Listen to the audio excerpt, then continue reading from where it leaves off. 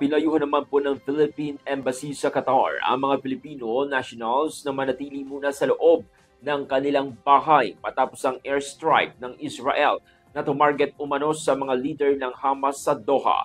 Kinumpirma naman ng Qatari Ministry of Foreign Affairs na tinarget ng Israel ang ilang residential buildings na tinitirhan ng mga miyembro ng Hamas Political Bureau.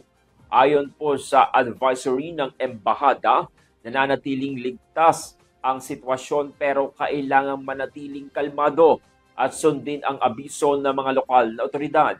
Mariin nilang kinondena ito bilang isang cowardly attack at banta sa seguridad ng Qatar at mga residente. Inamin naman ng Israel Defense Forces ang pag-atake at iginiit na ito'y isang precise strike laban sa Hamas leadership habang sinubukan nilang iwasan ang pagkasawi ng mga sibilyan.